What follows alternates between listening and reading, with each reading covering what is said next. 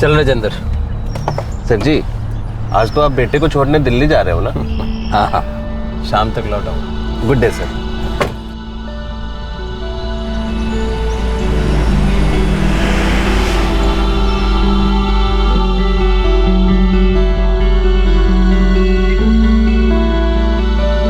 इस बार तू ऑस्ट्रेलिया से दुबला होके आया ना, मैं तेरे से बात ही नहीं करूँ। माँ काम करता हूँ, पूरा वक्त खाते थोड़ी ना रहूंगा।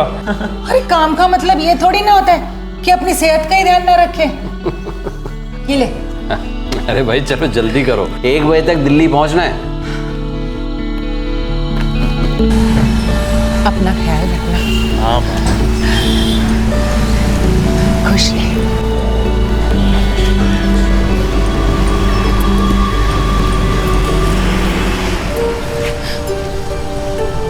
माँ, भैया 2 साल बाद हमेशा के लिए वापस आ जाएंगे।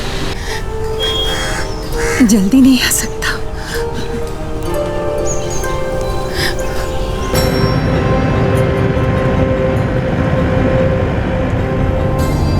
पापा पक्का 2 साल बाद अपना सब कुछ समेट के मैं यहीं कुछ अपना शुरू कर लूँ। तेरा जो दिल आए कर, पर तेरी माँ ने एक बात पक्की कर लिया, इस साल तेरी शादी कर देनी है बस। चेंज नहीं हो सकता। भाई कोई लड़की पसंद आएगी नहीं?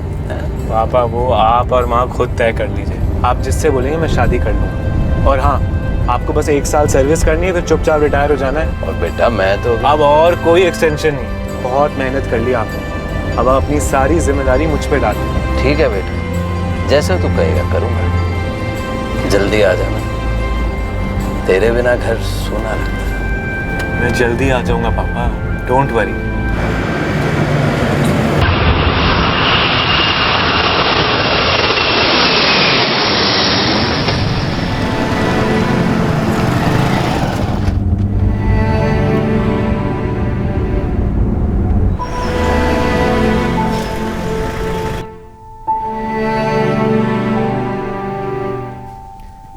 आप तो आज जाने वाले नहीं थे ना?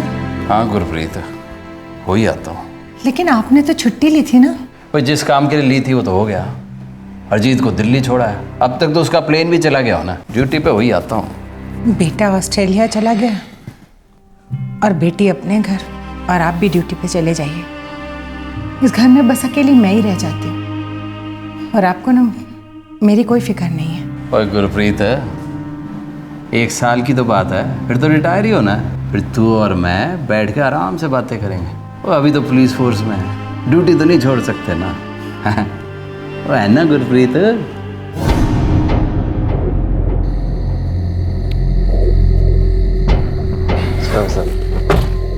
सर जी, मुझे लगा कि छुट्टी ली है तो नहीं आएंगे आज। और राजेंद्र, तू अब मत शुरू हो जा गुरप्रीत की तरह। हाँ चल गाड़ी चला। एक ईमानदार इंस्पेक्टर जर्नैल सिंह, जिनके रिटायर होने में सिर्फ 1 साल बाकी था। जून 2013 का दिन उनके लिए बहुत इमोशनल था, क्योंकि वो अपने बेटे को दिल्ली छोड़ने गए थे, जो कि ऑस्ट्रेलिया जा रहा था, और शाम तक वो चंडीगढ़ वापस लौट आए। ड्यूटी के पक्के जर्नैल सिंह छुट्टी पर होने के बावजूद नाइट पेट्रोलिंग के लिए तैनात थे। कोई नहीं जानता था कि यह रात कितनी मुश्किल होने वाली थी। सर जी, पूरे करियर में आपने एक दिन भी छुट्टी ली होगी? याद नहीं अब। मुझे तो लगता है एक दिन भी नहीं ली होगी। हाँ, बेटी की शादी में ली थी, और भी ली होगी कभी कभार।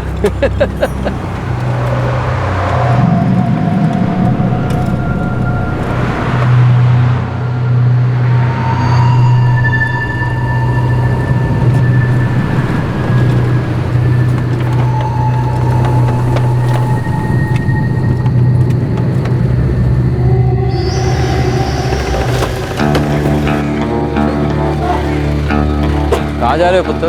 जी दिल्ली। पैदल जाओगे पुत्र? नहीं जी, वो रास्ते में बस खराब हो गई थी, तो हमने सोचा कि पास के बस स्टेशन तक चल के चले जाते। बैठ जाओ, हम छोड़ देंगे।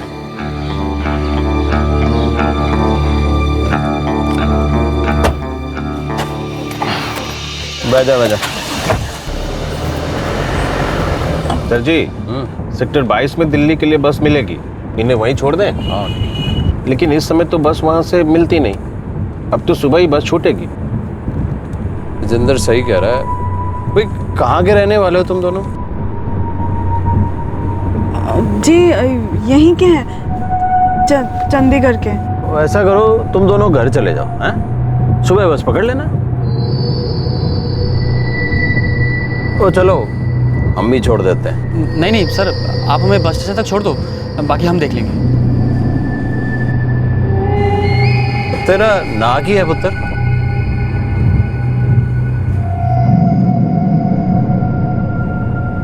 तेरा ना की है? सर बड़ी मेहरबानी होगी आपकी अगर आप हमें बस स्टेशन तक छोड़ दो। सर बाकी हम देख लेंगे, आप चिंता ना करो। घर से भाग गया हो क्या? ना नाम बता रहे हो ना पता। देखो मेरा शक बढ़ता जा रहा है पुत्र, और कुछ नहीं। सर हमारे घर वाले हमारी शादी से खुश नहीं हैं। अगर हम लौट गए तो वो हमको मार डालेंगे। कुछ नहीं कहेंगे, मैं हूं तुम्हारे साथ। चलो बताओ कहाँ के रहने वाले हो, बोलो। राजेंद्र, थाने ले चल गड्डी। जी सर जी। सर प्लीज सर ये रख लो और हमें बस स्टेशन तक छोड़ दो। अरे पुत्र, इसे अपने पास रख। ये बच्चे हो तुम, अपने माँ बाप से बात करो, और नहीं तो मैं कर लूंगा, ठीक है? सर आप हमें बस स्टेशन तक छोड़ दो, मैं आपके हाथ जोड़ रहा हूँ सर।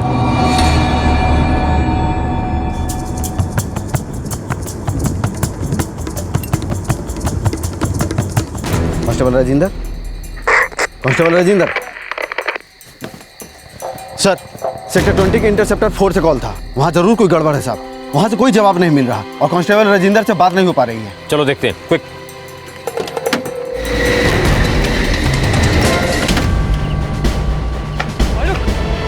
ज़्यादा होशियारी की ना तो गोली मार दूंगा। सेफ्टी।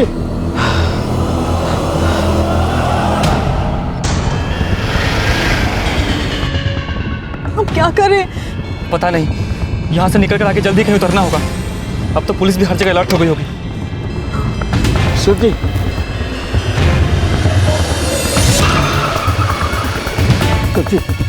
सेफ्टी। क्या हुआ? कैसे हुई? कांस्टेबल रवि था सर जी पे अटैक करके गाड़ी लेके भाग गया। जल्दी हॉस्पिटल ले चलो। चलो सभी इंटरसेप्टर्स अलर्ट पे रहें। कांस्टेबल रवि इंटरसेप्टर 4 लेकर सेक्टर 20 से भागा है। सभी सेक्टर रोड्स ब्लॉक कर दो। आई रिपीट, सभी सेक्टर रोड्स ब्लॉक कर दो।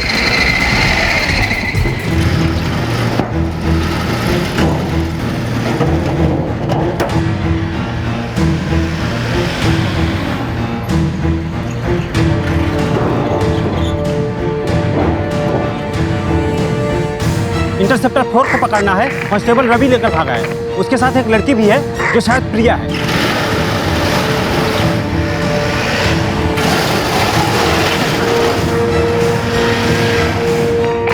इंटरसेप्टर 4 को रोकना है, इंटरसेप्टर 4 को रोकना है। बहुत जल्दी ये लोग हमें घेर लेंगे।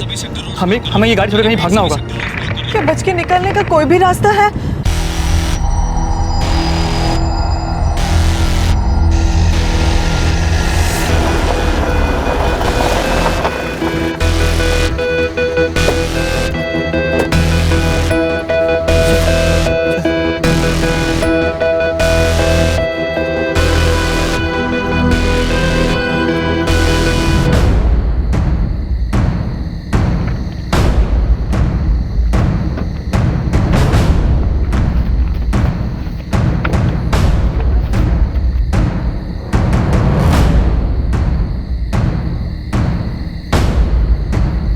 इंटरसेप्टर 4 धनस गांव के पास गाड़ी मिल गई है। सभी पुलिस पेट्रोल को अलर्ट कर दो। कांस्टेबल रवि और प्रिया कहीं आसपास ही पैदल भागने की कोशिश में होंगे। आई रिपीट, सभी पुलिस पेट्रोल और सभी पुलिस स्टेशन को अलर्ट कर दो।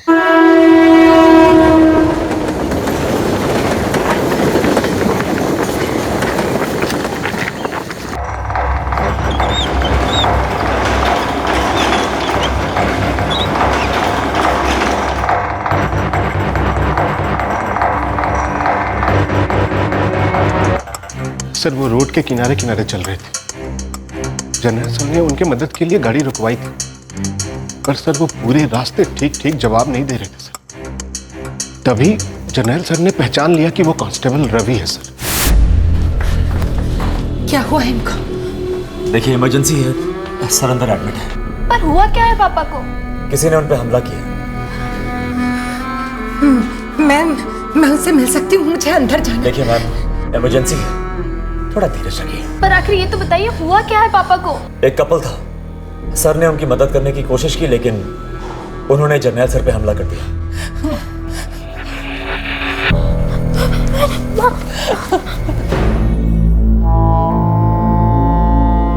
प्रीति, तू हरजीत को फोन कर दे। मुझे पता नहीं क्यों बहुत डर लग रहा है। वो तो अभी पहुंचा ही नहीं होगा। सर, इंटरसेप्टर 4 धनसगांव के पास छोड़ी गई मिली है। अजय एक काम करो, फोर्स के हर आदमी को अलर्ट कर दो। उन दोनों का पकड़ा जाना बहुत जरूरी है। उन्होंने 2 खून किए, एक सीनियर पुलिस ऑफिसर पे अटैक किया। अब इससे पहले कि वो कोई और जुर्म करें, उनका हिरासत में होना बहुत जरूरी है। सर,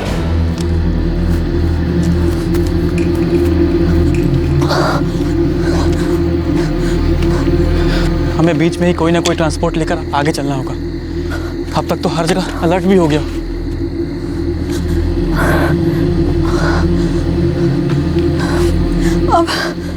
अब सब खत्म हो गया ना रवि? नहीं प्रिया, ऐसा मत सोच। जब तक हम खत्म नहीं होते तब तक नहीं। उन्होंने 2 लोगों का खून पहले ही कर दिया था और अब एक इंस्पेक्टर पर हमला कर चुके थे। कौन थे ये रवि और प्रिया और क्यों ये एक के बाद एक जुर्म करते जा रहे थे?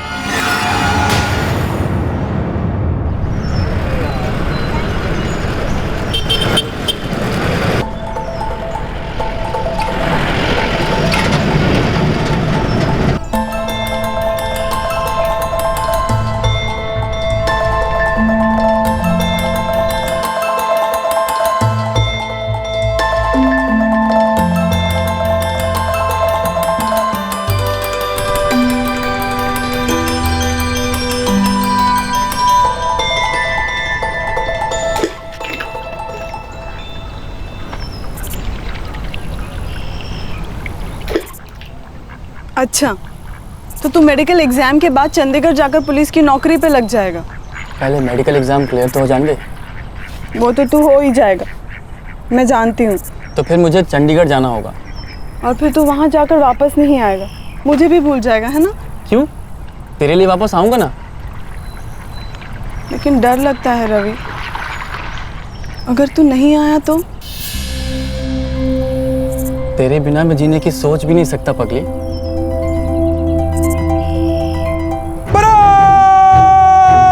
सामने से चल।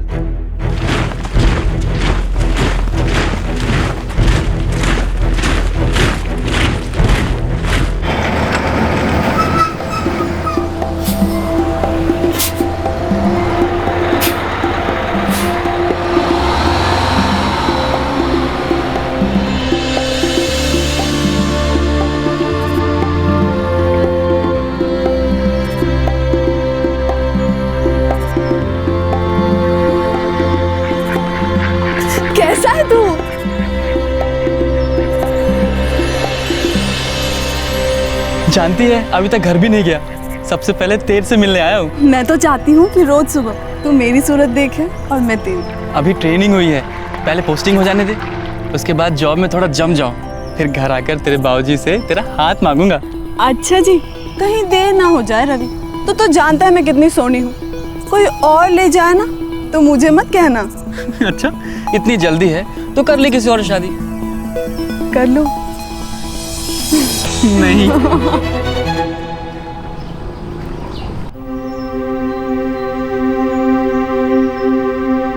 बाबूजी, प्रिया नाम है उसका। प्रिया? ये सुमेश जी की बेटी? हाँ बाबूजी। अरे वो तो तुम्हारे साथ स्कूल में पढ़ती थी ना? जी भैया। बचपन से चल रहा है क्या? ठीक है नरेश, तू एक काम कर, लड़की वालों के घर जाके उनसे बात कर, अगर वो लोग राजी हैं और सब ठीक ठाक है तो बात कर लेते हैं। जी बाबूजी। क्यों भाई, कब से चल रहा था ये सब कुछ? हमें तो मालूम ही नहीं पड़ा। बोलो ना रवि। पागल हो गया क्या तू? पता नहीं था कि क्या मतलब है? सच में बाबूजी मुझे नहीं पता था। अब तो पता चल गया ना, अब भूल जा तू उसे। हम तेरे लिए दूसरी लड़की ढूंढ देंगे। माँ, मैं प्रिया से प्यार करता हूँ, उसी से शादी करूंगा, चाहे जो भी हो जाए। रवि होश में आओ, ये शादी नहीं हो सकती। अरे वो लोग भी नहीं मानेंगे और हम भी नहीं मानेंगे। अरे कुछ समझाओ इस बेवकूफ को। वो बहन लगती है इसकी। ये सब बकवास है बाबूजी, ऐसे कोई बहन नहीं हो जाती है। और अगर गोत्र एक है तो क्या भाई बहन हो गए?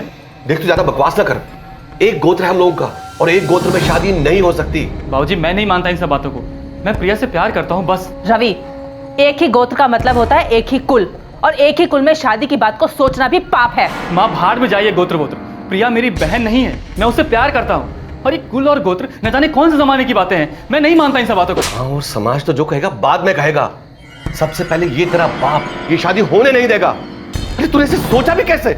सोचा ही कहाँ बाबूजी, वो तो बस हो गया और मैं गांव समाज किसी की परवाह नहीं करता।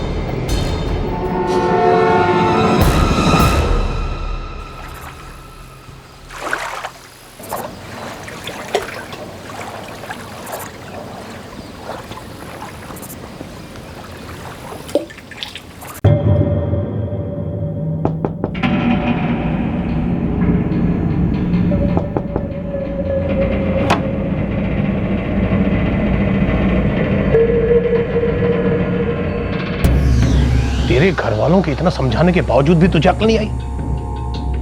फिर भी तेरी इतनी हिम्मत कि तुम उठाए चलाए मेरी बेटी का हाथ मांगने? चाचा जी, बाबूजी तो समझ नहीं रहे, आप तो समझो, हम दोनों प्यार करते हैं एक दूसरे से, फिर ये कुल और गोत्र कहां से आ गया बीच में?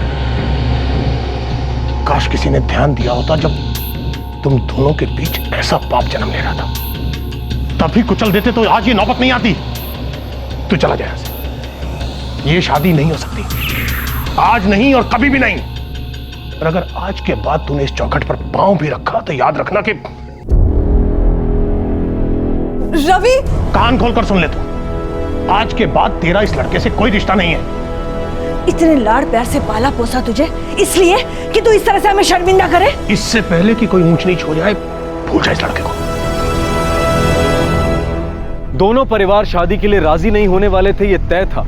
और रवि और प्रिया एक दूसरे के बिना जी नहीं सकते थे। वो एक दूसरे से प्यार करते थे और बरसों पुरानी उस सोच को मानने को तैयार ही नहीं थे जिसके तहत एक ही गोत्र का लड़का और लड़की एक दूसरे के भाई बहन होते हैं।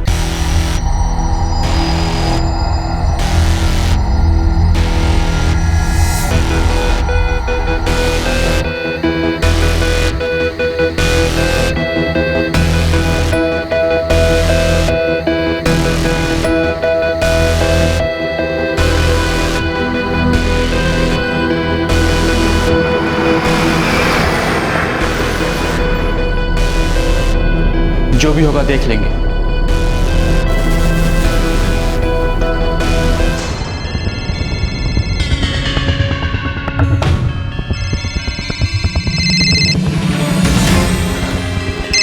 सुनिए, फोन तो घर में है। सब कुछ तय करके भागी है वो। भाई साहब, गलती हो गई। पता चलते ही उसकी शादी करवा देनी चाहिए थी। बाबूजी ये देखिए, रवि अपना फोन लेकर नहीं गया। तुझे पता ही नहीं चला वो कब गया? नहीं बाबूजी, मैंने तो सोचा भी नहीं था कि वो इस तरह भाग जाएगा।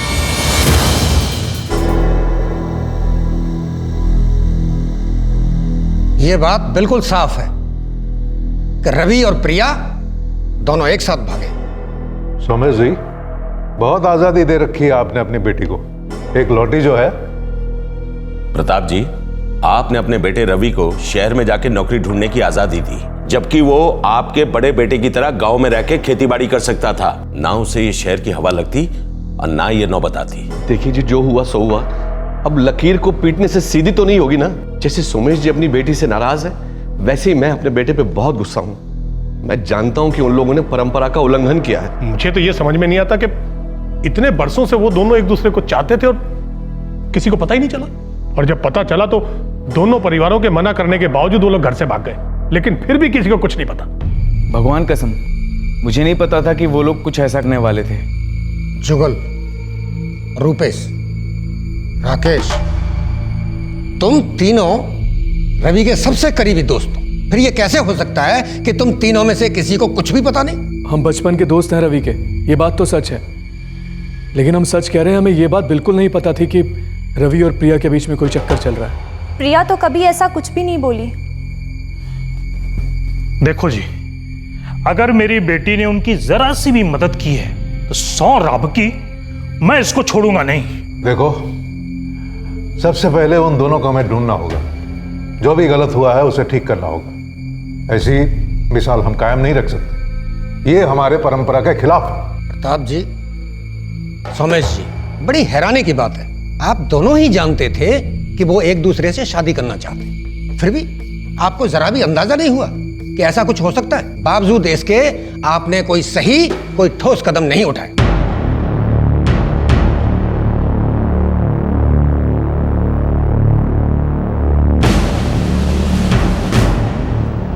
पंचायत इस बात को बिल्कुल बर्दाश्त नहीं कर सकती।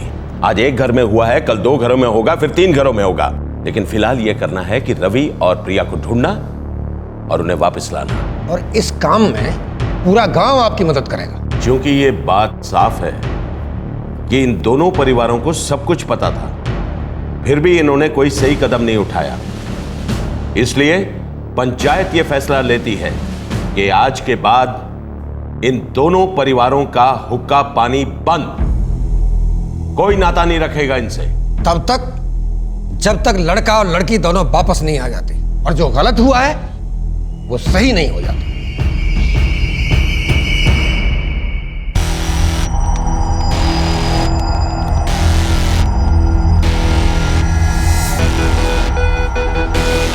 सदा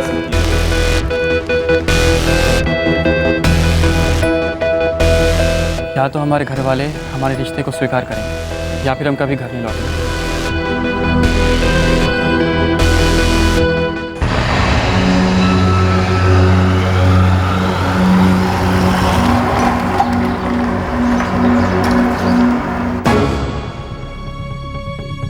हर जगह ढूंढा हमने, लेकिन उनका कहीं पता नहीं चल रहा। मैं ये मान नहीं सकता कि रवि कहां गया है। तुम दोनों में से किसी को पता ही नहीं है।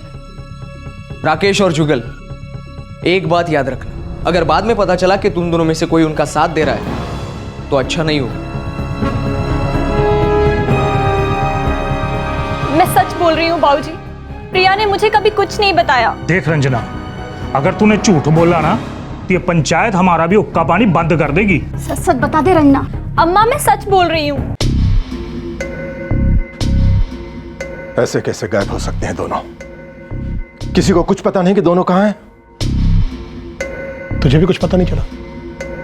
बेटी ने कपड़े लत्ते सामान सब बांधा होगा और भाग गई।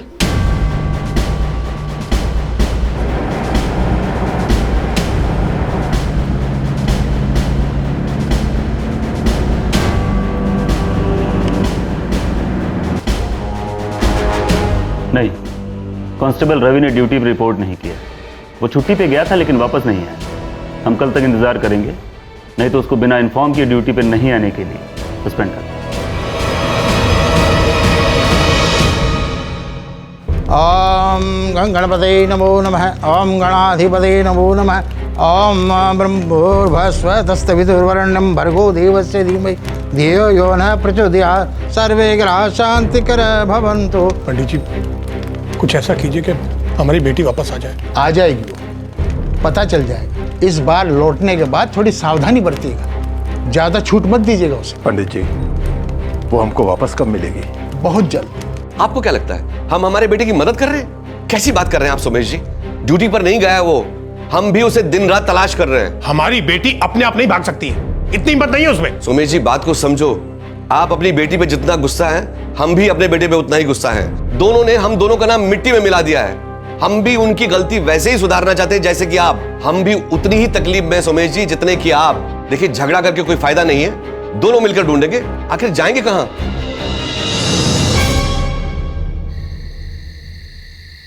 अबे गधे, उल्लू के पट्टे, साले सबको मरवाएगा राकेश। मुझे क्या पता था यार, पंगा पड़ जाएगा। साले तुझे पता नहीं था? और जब पता चला कि बवाल हो गया तो मुंह क्यों नहीं खोला? डर गया था मैं। मुझे लगा कि मैं सब कुछ बताऊंगा तो वो सब लोग उल्टा मुझ पर ही झपटेंगे। तू अभी जा और रवि के बाप को सब कुछ बता दे। तुम भी चलो ना मेरे साथ। नहीं, तू अकेले जा। हाँ, मैं भी नहीं आऊँगा। साले दोस्त हो तुम मेरे। बात अब दोस्ती की नहीं है राकेश, गाँव की है, और वो तू ही है जिसने सच छुपाया है। हाँ, वैसे भी हमें कुछ पता नहीं था, अब तूने बताया तो मालूम चला। अब या तो तू जाके सबको सच सच बता दे, या फिर मैं जाके बताता हूँ सबको कि तुझे सब कुछ पता है।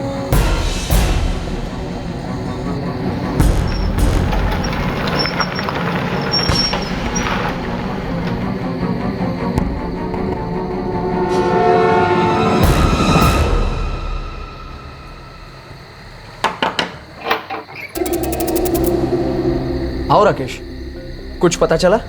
वो कुछ बात करनी है। बात क्या है? तुझे पता है रवि और प्रिया का है? चाचा जी, वो प्रिया के साथ जाने से पहले रवि मिला था मुझे। बाबूजी 1 मिनट, पहले उसे अपनी बात तो कह लेने दो। चाचा जी सच्ची कह रहा हूँ, गलती हो गई है, माफ कर दीजिए। मुझे नहीं पता था कि इतना बड़ा बवाल हो जाएगा।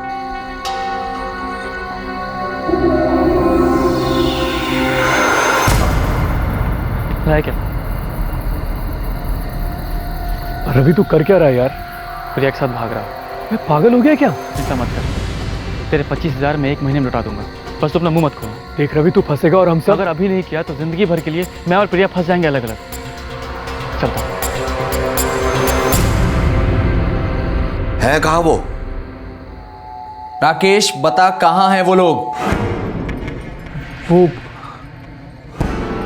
अंबाला में है। वो चाचा जी, वो शादी कर लिया उन्होंने।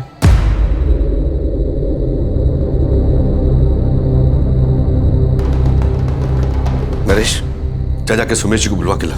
जी बाबूजी। तेरी आखिरी बार कब बात हुई थी उनसे? जी आज सवेरे हुई थी। तुझे पता है वो अंबाला में कहाँ रहते हैं?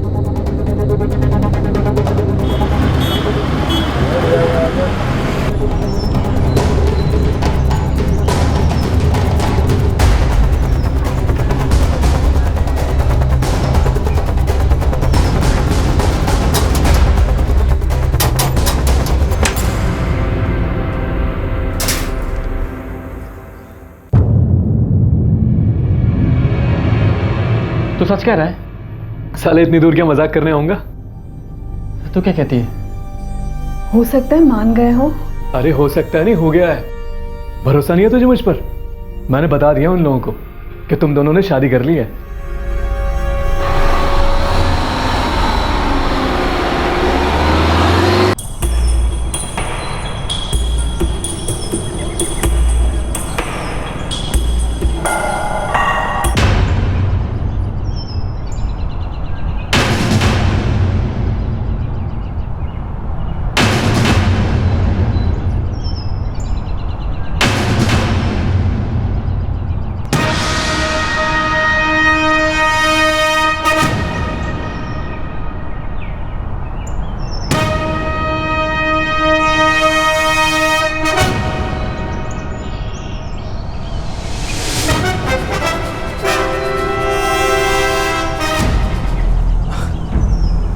अरे आ जाओ आ जाओ।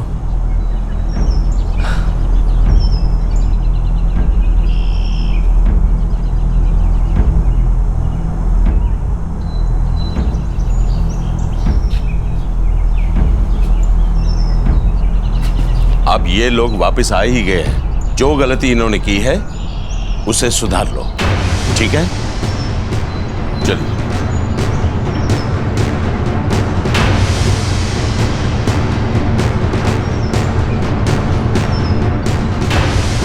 अगर आज के बाद तूने घर से बाहर एक कदम भी रखा तो जान से जाएगी तू। चलो वैसे। नहीं बाबूजी, बाबूजी नहीं, बाबूजी नहीं, बाबूजी। चलो वैसे। बाबूजी, बाबूजी दरवाजा खोलिए बाबूजी। बाबूजी आप ऐसा नहीं कर सकते। बाबूजी ये धोखा है। बाबूजी हमारी शादी हो चुकी है। बाबूजी आप दरवाजा खोलिए बाबूजी। आपको क्या लगता है कि आप ये सब करके हमें रोक पाएंगे?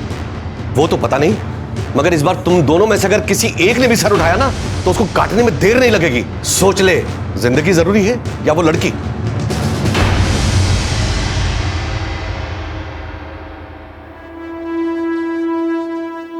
लड़के पे लगाम कसना मुश्किल है। एक काम करो, लड़की की शादी करवा दो और कहीं दूर करवा दो ताकि इन दोनों को आपस में मिलने का मौका ही ना मिले। और जब तक लड़की की शादी न हो जाए उसे बिल्कुल घर से बाहर मत जाने दो।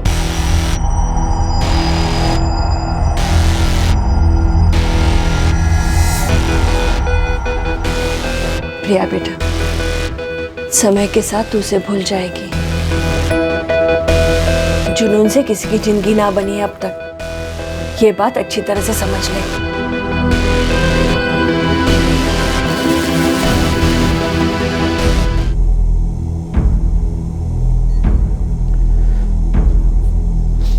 उस लड़की को भूल जा और ड्यूटी पे जाना शुरू कर। देख, इस तरह दुखी रहने से या गुस्सा करने से कुछ नहीं होगा।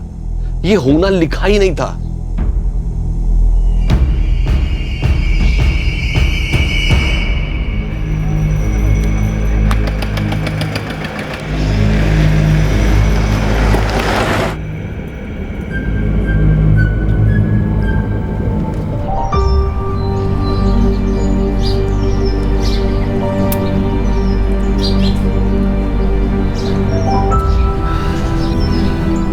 भूपेन जी, हमें आपका बेटा हरीश पसंद है। हरीश को भी आपकी लड़की प्रिया पसंद है। एक बार आप लोग हमारे घर आइए, हरीश भी प्रिया से मिल लेगा और फिर उसके बाद हम लोग मिलकर ये शादी तय कर लेंगे। जी भाई साहब, ये बिल्कुल सही रहेगा। अच्छा जी।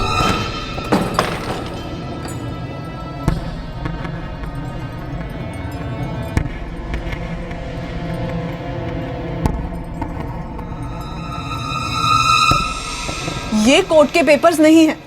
मुझसे बिना पूछे, बिना मेरी मर्जी के आप लोग ये नहीं कर सकते। तू रवि से रिश्ता तोड़ रही है, चुपचाप इस कागज पर दस्तखत कर दे, और नहीं करना तो मत कर। वैसे भी तुम्हारी शादी की कोर्ट में रजिस्ट्री नहीं हुई है, इससे कोई फर्क भी नहीं पड़ता है। हरीश अच्छा लड़का है, वो लोग परसों तुझे देखने आ रहे हैं। देख, इस शादी में तेरी भी भलाई है प्रिया, सीधे सीधे हाँ कर दे। अगर बगावत करेगी तो जान से जाएगी तू।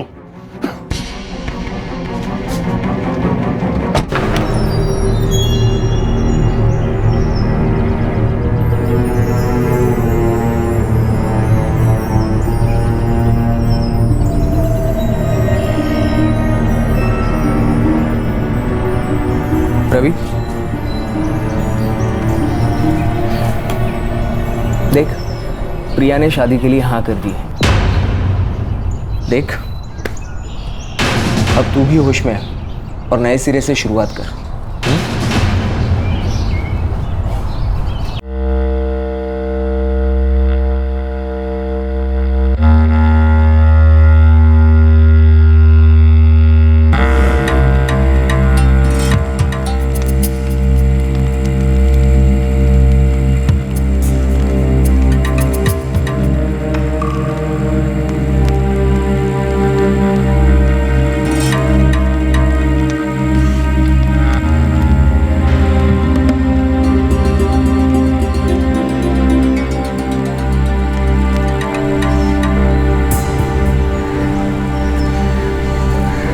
जीते रहो बच्चों।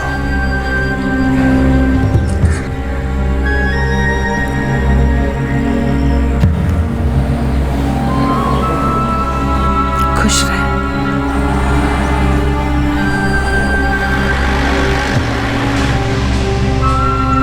ऊपर वाले की कृपा से सब कुछ बहुत अच्छी तरह से निपट गया। हाँ भाई साहब, अनर्थ होने से बच गए।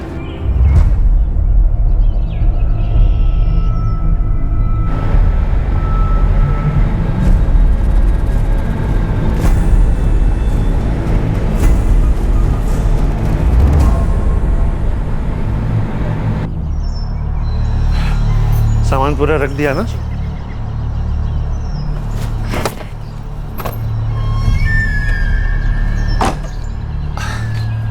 हरीश बेटा। जी बाबूजी। एक हफ्ते में लौट आऊंगा मैं, उसके बाद तुम दोनों बाहर कहीं घूमने चले जाना। ठीक है, ख्याल रखना।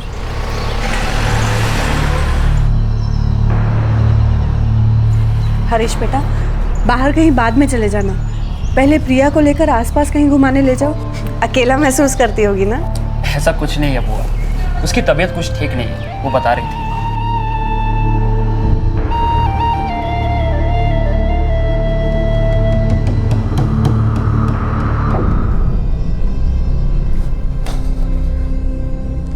बेटा, जो वो उसे भूल जा, जिंदगी बहुत लंबी है। देख, तेरे लिए इससे भी अच्छा रिश्ता आएगा।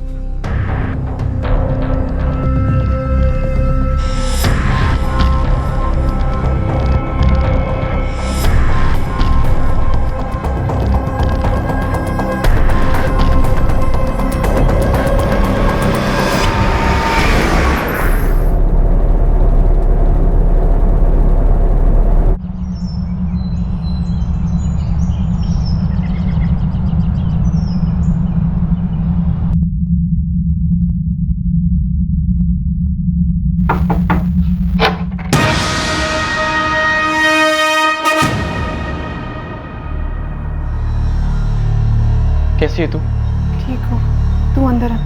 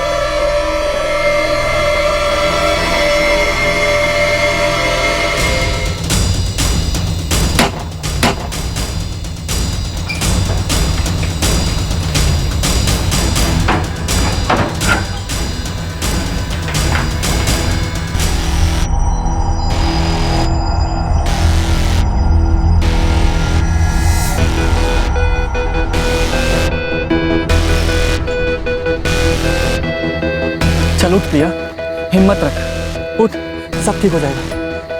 आराम से, आराम से।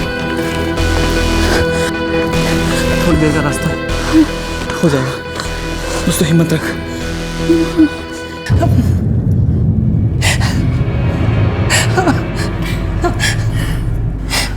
आपसे कहा था ना कि आप ड्यूटी पे मत जाइए, पर आप मेरा कहना कभी नहीं मानते। गुरप्रीत, ड्यूटी तो ड्यूटी है, उससे क्या बचना। जो आज हुआ वो कल भी हो सकता था।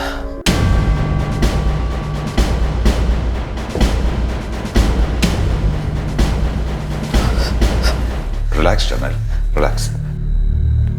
ठीक हूँ सर। हमें सब कुछ पता चल चुका है सर। अफसोस है थोड़ी देर हो गई रवि को पहचानने में,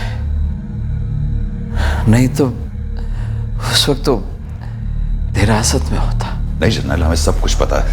आपने पूरी कोशिश की है। हमारे डिपार्टमेंट का एक आदमी गुनहगार बन चुका है और 1 महीने से फरार है। ये बात हम सब के लिए बहुत ही शर्मनाक है। हम उस गुनहगार को और उस लड़की को जल्द से जल्द पकड़ लेंगे जनरल।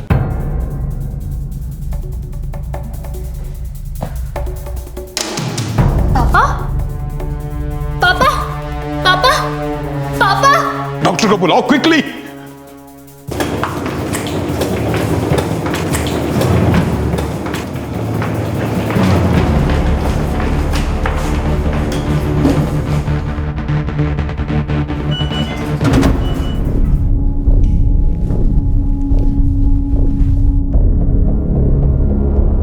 डॉक्टर साहब। कैसे हो? डॉक्टर साहब, मैं मिल सकती हूँ उनसे? हमने बहुत कोशिश की, मतलब? हम उन्हें बचा नहीं पाए।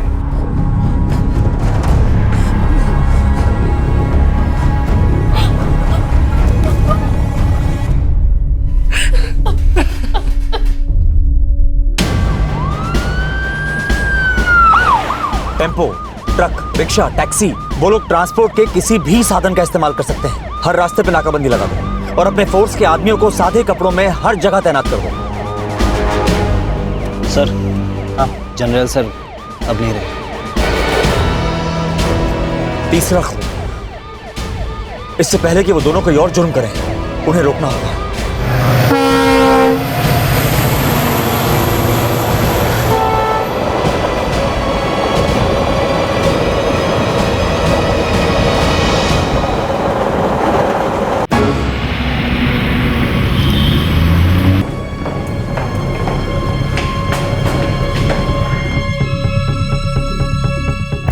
जर्नल एक सीनियर ऑफिसर था, ईमानदार और उसूलों का पक्का। सिर्फ 1 साल बचा था उसके रिटायरमेंट में। एक पुलिस ऑफिसर की इस तरह से मौत हमारी पुलिस फोर्स के मोराल के लिए अच्छी नहीं। सर, उनकी मौत का हम सभी को बहुत अफसोस है। हमें रवि और प्रिया को किसी भी हालत में गिरफ्तार करना होगा। वैसे भी 3 लोगों की जानें जा चुकी हैं। सर, हमने हर तरफ अलर्ट जारी कर दिया है, लेकिन मुझे शक है कि वो शहर से कहीं दूर भाग गए हैं। पहले डबल मर्डर, फिर 1 महीने तक लापता। फिर वो आदमी चंडीगढ़ की सड़कों पर नजर आता है और उसके बाद हमारे ऑफिसर का मर्डर करता है। हर एक को टैप करो, हर रिश्तेदार पर नजर रखो, किसी ना किसी को तो पता होगा कि वो दोनों कहां हैं। यस सर, हम उन्हें पकड़ने की पूरी कोशिश करेंगे सर। मुझे कोशिश नहीं, मुझे रिजल्ट चाहिए, वो भी जल्दी।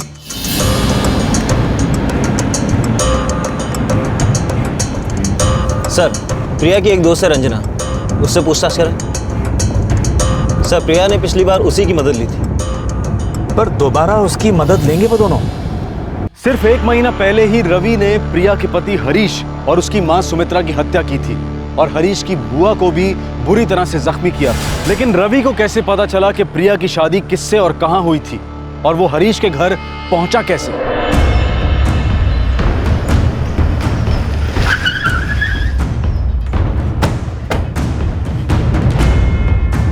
सर अभी जिंदा है। जल्दी एम्बुलेंस बुलाओ, जल्दी।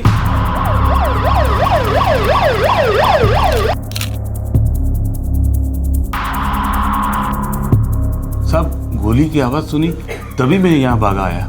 मैं यही पास में ही रहता हूँ। किसी ने गोली चलाने वाले को देखा? नहीं साहब, किसी को देखा नहीं। साहब, घर की बहू प्रिया घर में नहीं है। 1 हफ्ता पहले हरीश के साथ प्रिया की शादी हुई थी। साहब, कुछ लोगों ने प्रिया के साथ एक लड़के को जाते हुए देखा था। सुना है वो लड़का प्रिया के गांव का ही है।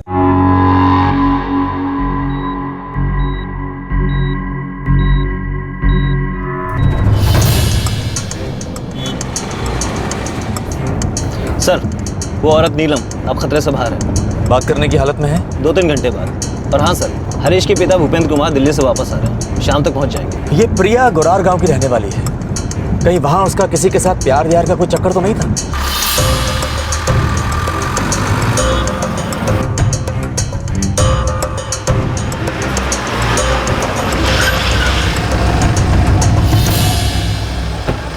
नहीं, ऐसा हो ही नहीं सकता। लेकिन ऐसा हो गया है। अभी 2 घंटे पहले एक लड़के ने हरीश और उसकी मां को गोली मार दी। उस लड़के ने हरीश की बुआ पर भी गोली चलाई, लेकिन उनकी किस्मत अच्छी थी, वो बच गई। और हादसे के बाद गांव वालों ने प्रिया को एक लड़के के साथ जाते हुए देखा है। प्रिया ऐसा कैसे कर सकती है? गांव से बाहर उसकी शादी कराई, कभी उसे घर से बाहर नहीं जाने दी। फिर वो दीपालपुर में ही ये बात कैसे पता चली रवि को? रवि? रवि कौन है?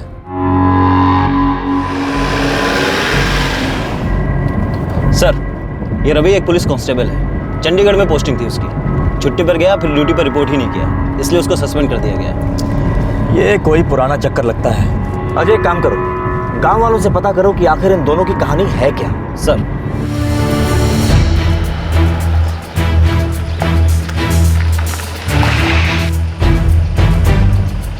साहब, ऐसा नहीं हो सकता। वो तो प्रिया को बुला चुका था।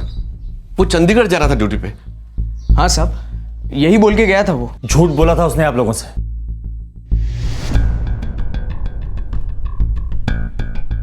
साहब, उसको घर लेके आने के बाद वो एक बार भी प्रिया से नहीं मिला। वापस लेके आए मतलब? रवि का नंबर क्या है?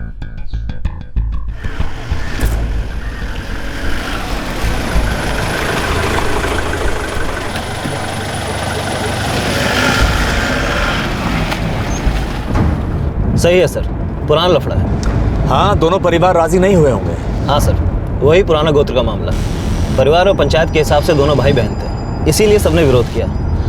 और फिर रवि और प्रिया ने भागकर शादी भी कर ली सर। फिर वापस क्यों है? सर, रवि का एक पुराना दोस्त जिसने रवि और प्रिया को भागने में उनकी मदद की थी, वही उन दोनों को वापस गाँव में लेकर आया और फिर गाँव वालों ने उन दोनों को अलग कर दिया। और मुझे पता चला है कि रवि को पता चले बिना प्रिया की शादी हरीश नाम के लड़के से करवा दी गई थी, वो भी गाँव से बहुत दूर। पर मुझे लगता है कि रवि को इस बारे में सब कुछ मालूम था। पर कैसे? सर, रवि के कुछ दोस्त हैं, उनमें से एक ने पिछली बार उनकी भागने में मदद की थी। हो सकता है उनमें से किसी ने बताया हो। बुलाओ सबको। और ये लो, ये रवि का मोबाइल नंबर है, इसे ट्रैकिंग पे डाल दो, पता तो चले आखिर रवि की मदद कर कौन रहा है।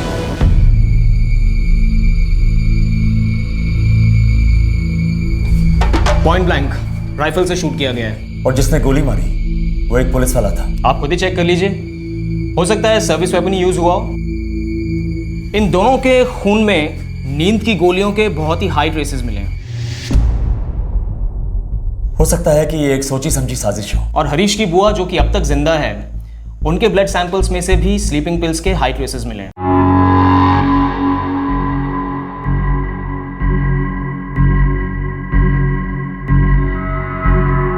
जी हाँ, नीलम जी के खून में स्लीपिंग पिल्स के ट्रेसेस मिले हैं। बात हो सकती है उनसे? हाँ, अब वो बोलने की कंडीशन में है। साहब हम सच कह रहे हैं, हमें नहीं पता कि रवि को कैसे पता चला कि प्रिया के ससुराल कहाँ पर है। हाँ साहब, हमें तो ये भी नहीं पता कि प्रिया की शादी किससे और कहाँ हुई। तुम्हारा दोस्त रवि वहाँ पर सर्विस राइफल लेकर गया था। उसने प्रिया के पति हरीश, उसकी माँ और उसकी बुआ तीनों पर ही गोलियां चलाई और उसके बाद वो प्रिया को लेकर वहाँ से भाग गया। मामले की गंभीरता को समझ रहे हो ना तुम लोग? हाँ साहब, लेकिन हम लोगों ने कुछ नहीं किया साहब। ऐसा कैसे हो सकता है कि बिना किसी की मदद के प्रिया के ससुराल जा पहुंचा, और जबकि प्रिया तो उसके कांटेक्ट में भी नहीं थी। साहब हमें सचमुच कुछ नहीं मालूम, और हमें तो लगा था कि वो दोनों एक दूसरे को भुला चुके हैं। हाँ साहब, और गांव में भी यही खबर थी साहब कि प्रिया शादी के लिए राजी हो गई है।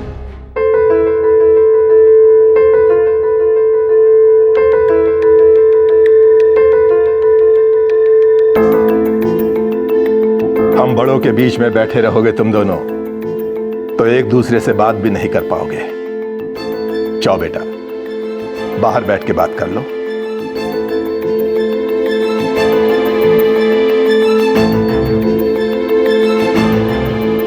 जोड़ी अच्छी लग रही है दोनों की। जी हाँ सोमेश, प्रिया भी बहुत खुश लग रही है। रवि को सबने यही समझाया साहब कि प्रिया अपनी मर्जी से शादी कर रही है, और ये सुन के वो काफी टूट चुका था, बहुत दुखी था साहब वो। हाँ सर, और हमें लगा कि उसने सच मान लिया।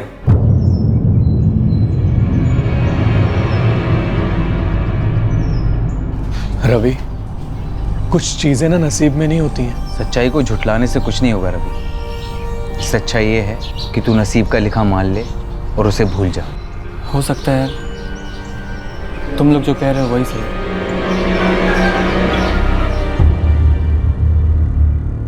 हमें कुछ नहीं पता सर। हमें नहीं पता था कि प्रिया का किसी रवि नाम के आदमी के साथ कोई प्यार व्यार का चक्कर था। उस दिन जब मैं बाहर आई तो देखा भाभी खून से लथपथ थी और प्रिया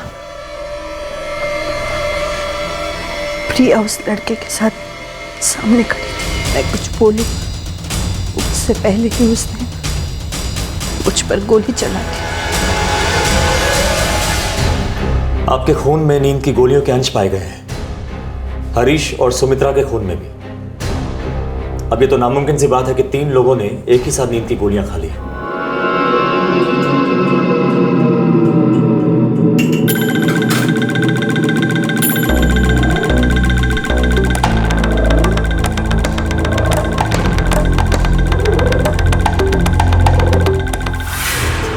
माँ जी,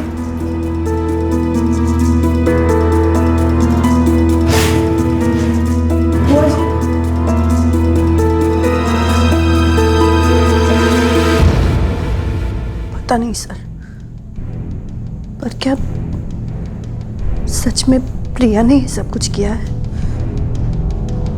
क्या सुबह की चाय में उसी ने दवाई मिलाई थी?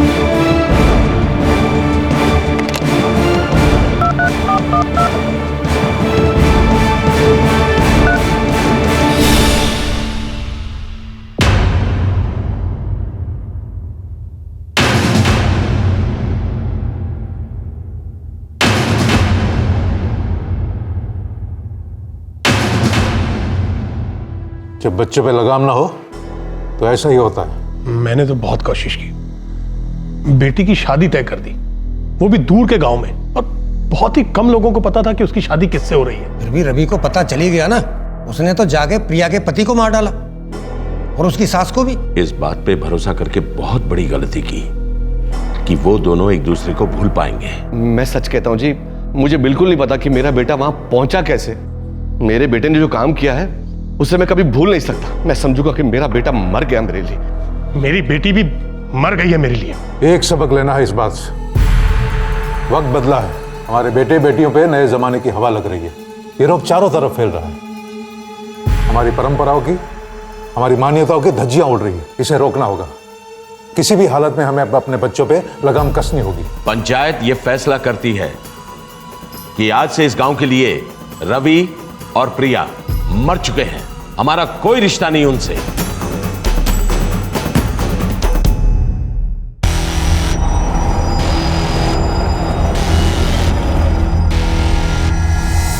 रवि, ऐसे कब तक भागते रहेंगे?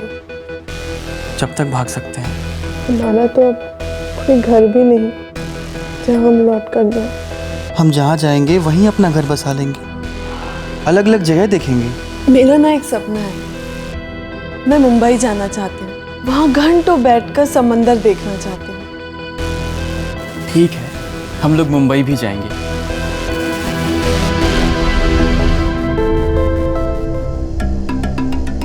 सर, रवि का सेल फोन 4 मई से ही बंद है, जब वो घर से निकला था।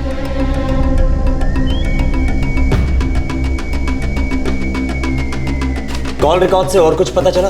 सर, दीपकपुर गांव के एक मोबाइल नंबर से रवि को कॉल आई थी और रवि ने भी इस नंबर पे कॉल्स किए हैं। किसका नंबर है? हरीश कुमार, प्रिया का पति। हरीश तो रवि से बात करेगा नहीं, वो तो रवि को जानता भी नहीं होगा। प्रिया ने ही हरीश के फोन से रवि से बात की होगी। सर, एक और बात, 26 अप्रैल को प्रिया की शादी हुई थी, पर ये देखिए सर, ये एक कॉल है जो रवि को 25 तारीख को गुरार गांव के एक नंबर से आया था। और सर, ये नंबर किसी परमजीत सिंह का है। परमजीत सिंह कौन है?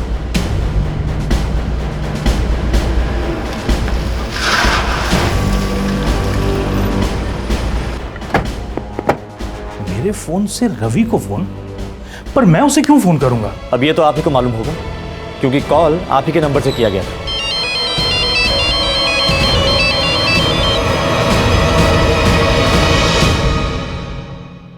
रंजना, तूने 25 अप्रैल को मेरे फोन से किसी को फोन किया था?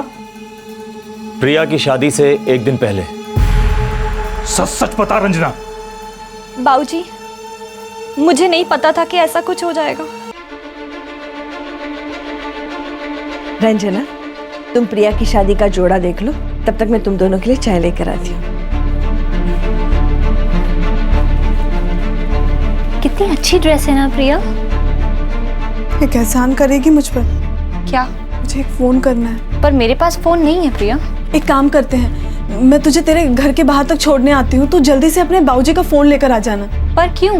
मुझे बस एक बार रवि से बात करनी है रंजना। प्रिया, अगर किसी को पता चल गया ना तो तेरे बाबूजी तेरी जान ले लेंगे और मेरे बाबूजी मेरी। बस एक आखिरी बार रंजना, कल मेरी शादी है, उसके बाद तो शायद मैं जिंदगी भर उससे मिल भी नहीं पाऊंगी। एक आखिरी बार मैं उससे बात करना चाहती हूँ।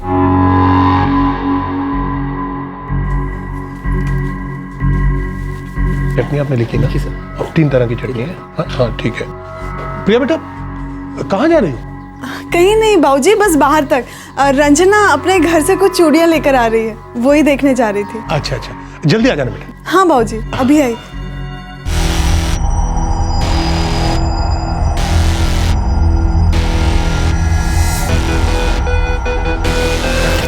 ये ले, जल्दी कर, बाबूजी सो रहे हैं, उनके जागने से पहले ही फोन हमें रखना है। हाँ, अभी आई। प्रिया, जल्दी कर।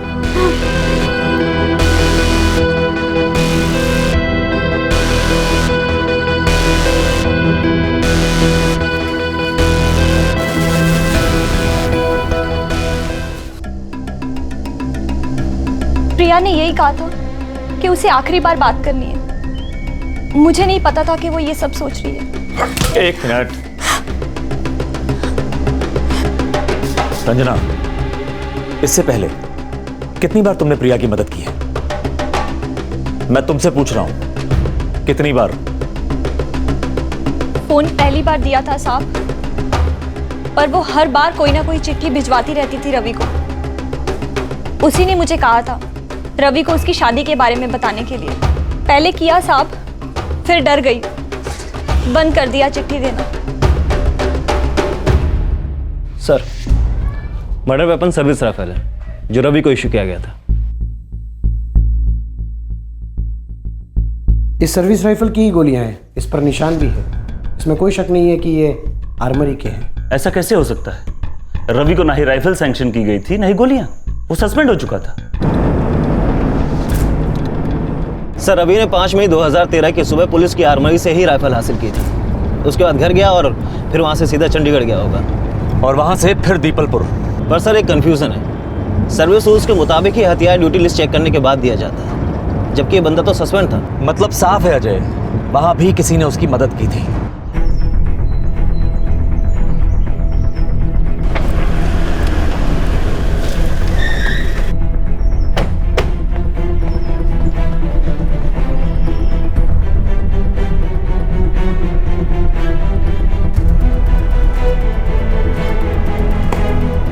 कांस्टेबल मनिंदर सिंह, रवि सस्पेंडेड था, ये बात तुम पहले से जानते थे। इसके बावजूद तुमने उसे कार्बाइन और राइफल इशू कर दी। देखो मनिंदर, नेग्लिजेंस ऑफ ड्यूटी, ये चार्ज तो तुम पे लगेगा ही। अब चार्जेस लगने से पहले अगर अपनी सफाई में सच बोल दो तो तुम्हारे लिए बहुत अच्छा होगा। मैं और रवि बैचमेट थे सर। सर, पता नहीं था कि वो हथियार किसी ऐसे काम के लिए इस्तेमाल करेगा। यार रवि तू है कहाँ? एक तो इतने दिन बाद दिखा है और आते ही राइफल मांग रहा है, वो भी बिना ड्यूटी लिस्ट के। यार तू मुझ पे डाउट कर रहा है? अच्छा सुन, ये ड्यूटी लिस्ट बाद में चेक कर लेना, अभी मुझे ड्यूटी ज्वाइन करना है। साहब बहुत नाराज है मेरे पे। अब अगर बिना राइफल के साहब के पास गए ना तो फालतू में नया बवाल खड़ा कर देंगे। चल ठीक है।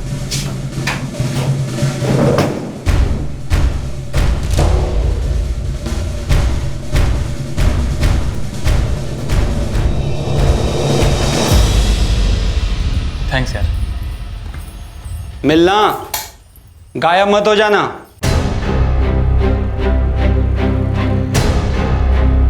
सब मुझे नहीं पता था भगवान कसम की वो ऐसा कुछ काम करेगा। सब कुछ बहुत ही अच्छी तरह से प्लान किया गया था। वो दोनों गांव से भागना ही नहीं चाहते थे। सर, ये प्रिया ने ही अपने पति, सास और बुआ सास को नींद की गोलियां दी होंगी ताकि ये लोग जब भागे तो कोई इनका रास्ता ना रोक सके। और फिर ये रवि आया होगा, उसने सब पर गोलियां दाग दी होंगी। अजय, एक काम करो, इन दोनों के नाम का रेड अलर्ट जारी कर दो और उसे हर स्टेट में भेजो। ये दोनों किसी भी कीमत पर बच के निकलने नहीं चाहिए। सर,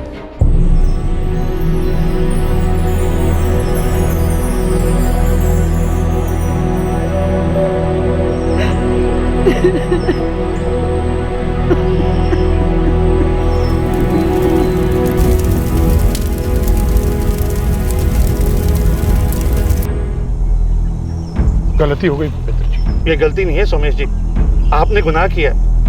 आप तो घर के बड़े थे ना, आपने कभी नहीं बताया कि रवि और प्रिया की शादी हो चुकी है। एक बार सच तो बोला होता, मेरी बीवी और मेरे बेटे की जान तो बच जाती। देखिए, उस शादी का कोई मतलब ही नहीं था। हम सब ने तो उस शादी को मानने से ही इनकार कर दिया था। लेकिन वो तो मानते थे। रवि ने मेरे बेटे और मेरी बीवी को मार डाला और उसमें आपकी बेटी भी शामिल थी। आपने अपने खुदगर्जी में मेरे परिवार को तहस नहस करके रख दिया। हरीश और उसके परिवार को प्रिया और रवि के रिश्ते के बारे में कोई जानकारी नहीं थी। एक परिवार के सम्मान को बचाने की कोशिश में दूसरे परिवार ने उसकी कीमत चुकाई, जिसका इस प्रेम कहानी से कोई संबंध नहीं था। पुलिस ने पूरे 1 महीने तक रवि और प्रिया को गिरफ्तार करने की कोशिश की, लेकिन वो उन तक पहुंच ही नहीं पाई। और फिर रवि और प्रिया अचानक नजर आए चंडीगढ़ में, जहां उन्होंने एक बार फिर एक निर्दोष पुलिस ऑफिसर जर्नैल सिंह की जान ली, जो कि एक सच्चा और ईमानदार ऑफिसर था।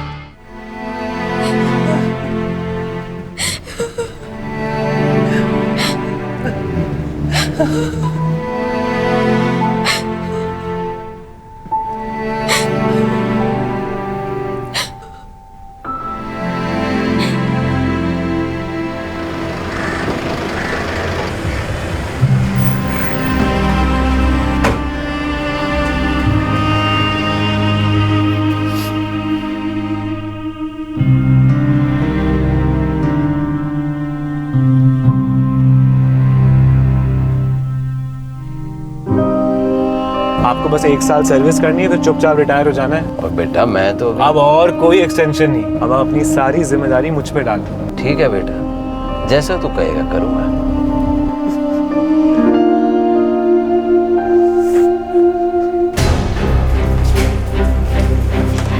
सर, रवि का सैलरी अकाउंट सील कर दिया गया। उसके अकाउंट से आखिरी ट्रांजैक्शन क्या हुआ था? पिछले महीने में एक भी नहीं सर। हाँ, उसने मई में 2 लाख रुपए का लोन जरूर लिया था, शायद भागने की साजिश करने से पहले। किसी रिश्तेदार से कोई खबर? उसके बाप भाई सब पे नजर है सर।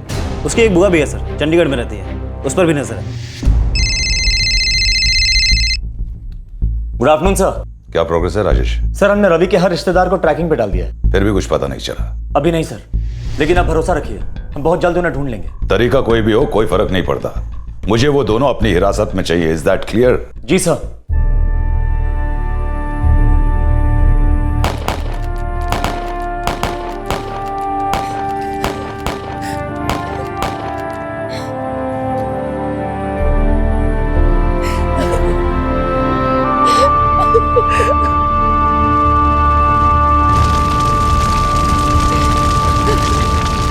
जर्नैल सिंह का अंतिम संस्कार पूरे राजकीय सम्मान के साथ हुआ। पूरी पुलिस फोर्स ने अपनी एक दिन की तनख्वाह जर्नैल सिंह के परिवार को डोनेट की। बहुत इज्जत थी जर्नैल सिंह की पुलिस फोर्स में, लेकिन उनके हत्यारे अब भी पुलिस की गिरफ्त से बाहर थे। उनके बैंक अकाउंट, सब रिश्तेदार, सबकी ट्रैकिंग हो रही थी। फिर भी अब तक कुछ पता नहीं चल पा रहा था कि रवि और प्रिया हैं कहां। रवि, जो खुद एक पुलिस कांस्टेबल रह चुका था, पुलिस को चकमा देने के लिए सभी हथकंडे इस्तेमाल कर रहा था, लेकिन वो कब तक बच पाया? फोन कब आया था? कल रात को सर। कहाँ से? बनाना गांव से।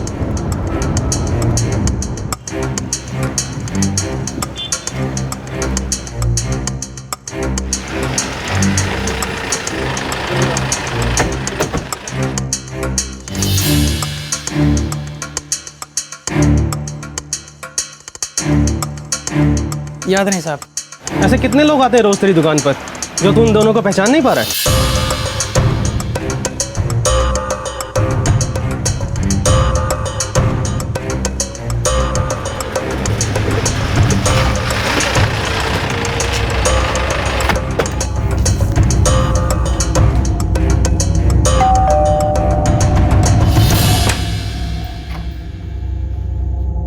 शीला जी।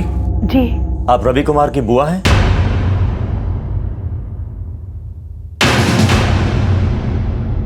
कल रात को 9:30 बजे रवि ने मनाना गांव से आपको फोन किया था। देखिए शीला जी, रवि और प्रिया ने 3 खून किए हैं। रेड अलर्ट है उनके खिलाफ, और जो भी इंसान उन्हें बचाने की कोशिश करेगा वो उनके गुनाहों में शामिल समझा जाएगा। उसने मदद मांगने के लिए फोन किया था।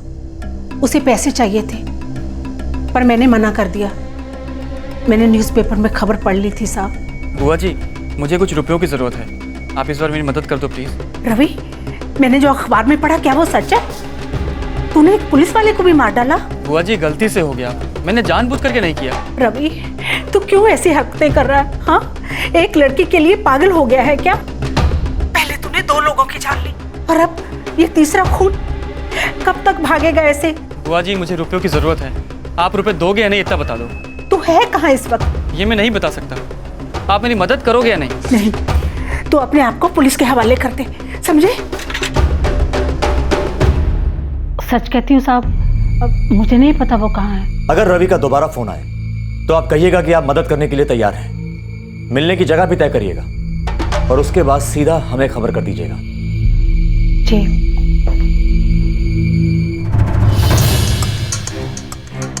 देखिए शीला जी, रवि जितनी जल्दी गिरफ्तार होगा उसके लिए उतना ही अच्छा है। 3 खून किए हैं उसने, समझ रही है ना आप?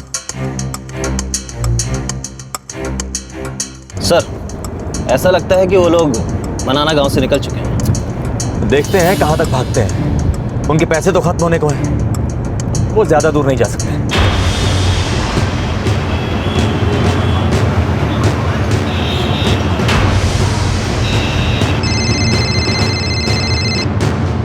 भैया, Rajesh Kumar, Rai police station. Sir, constable Nitin Gupta बोल रहा हूँ दिल्ली से। हाँ बोलो। मैं और कांस्टेबल रवि कुमार ट्रेनिंग में एक साथ थे। अभी कहाँ है वो पता है? वो मेरा दोस्त है, कल रात फोन आया था उसका, मदद मांग रहा था, पर मुझे पता था चंडीगढ़ पुलिस को उसकी तलाश है। कहाँ है वो?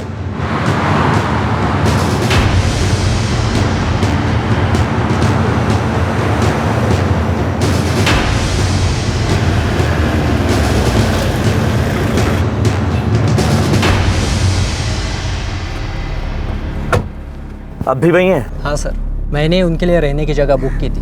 अभी भी वो वहीं है प्रिया के साथ।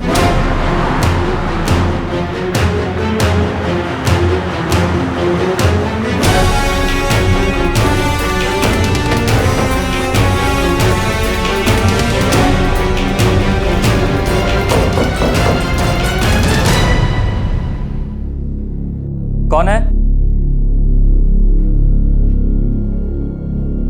रवि, नितिन हूँ।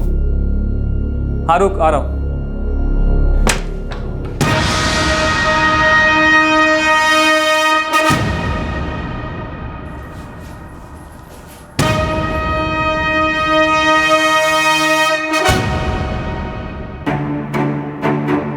तेरी कोई गलती नहीं नितिन, एक ना एक दिन तो ये होना ही था, और वैसे भी हम इसके लिए तैयार थे।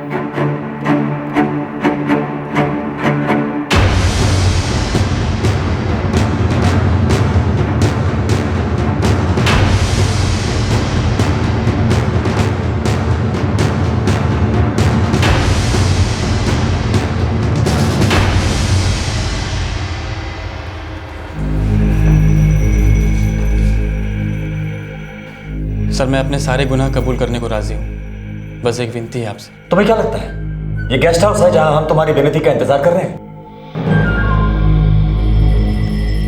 सर, वो प्रिया प्रेग्नेंट है।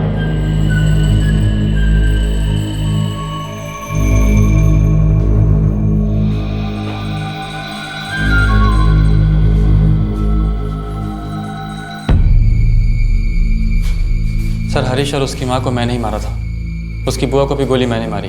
सब सोची समझी साजिश थी, है ना? जी सर। शादी करने को हाँ कह दे, अभी बागी बनेंगे तो तेरी भी जान जाएगी और मेरी भी। तू हाँ कर ले, फिर मैं कोई ना कोई रास्ता ढूंढूंगा। सर, हमने सबसे बड़ी गलती की अपने दोस्त राकेश की बात पर भरोसा करके और गांव आके। वापस ही नहीं आना चाहिए था। सर, आप ही बताओ ना, क्या मतलब होता है इन गोत्र वोत्र का? ये दकियानूसी ख्याल। हम नहीं मानते थे सर इन सब बातों को, फिर हम पर ज़बरदस्ती क्यों? उन लोगों ने हमें धोखा दिया, चाल चली, तो फिर हमने भी चाल चली। हेलो रवि, रवि कल मेरी शादी है। हाँ हाँ पता है, तो चुपचाप शादी कर ले। तू पागल तो नहीं हो गया? हमारी शादी हो चुकी है। अरे देख प्रिया, समझदारी से काम ले। ऐसे दिखाना होगा कि मुझे कुछ नहीं पता और तू भी राजी है। शादी कर और पति के घर चले जा। उसके 2-4 दिन के बाद आकर मैं तुझे वहां से ले आऊंगा। और फिर? और फिर क्या? फिर हम दोनों हमेशा के लिए साथ रहेंगे, समझी? हरीश और उसकी माँ, वो दोनों तो बेकसूर थे। तुम दोनों को भागना था ना, तो भाग जाते। तुम तो पहले भी भाग चुके हो, फिर उन दोनों को मारने की क्या जरूरत थी? पता नहीं साहब, सच में कुछ नहीं पता। हमें अपनी जिंदगी जीने की इजाजत नहीं मिल रही थी, मजबूर किया जा रहा था। उस वक्त कुछ सोचा नहीं कि क्या सही और क्या गलत। जो ठीक लगा वो कर दिया।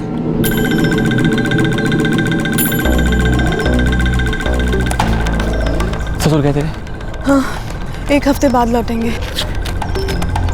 ये नींद की गोलियां हैं, मैं कल दोपहर तक आऊंगा, तो तैयार रहना।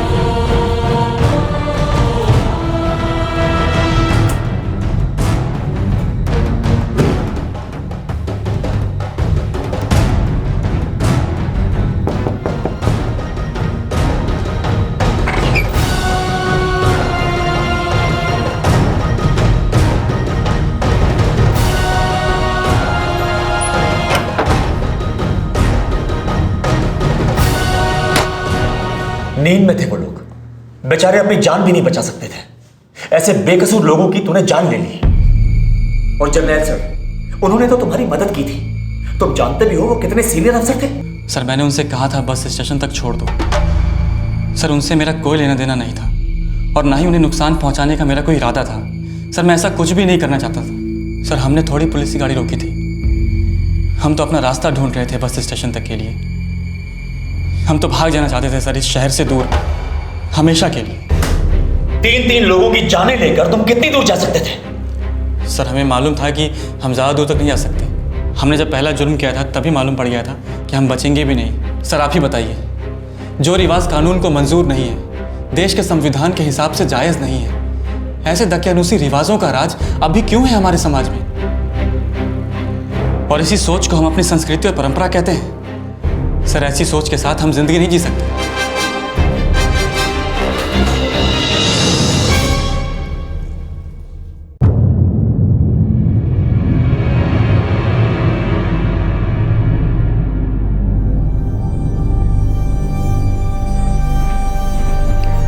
लड़की सच बोल रही है, वो प्रेग्नेंट है।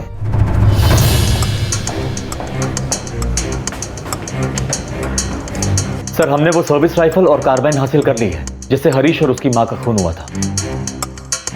और सर वो लड़की प्रिया प्रेग्नेंट है। एक काम करो, वो लड़की को जो मेडिकल हेल्प चाहिए उसे दे दो और जल्द से जल्द उन दोनों के खिलाफ चार्जशीट फाइल करो। Yes sir.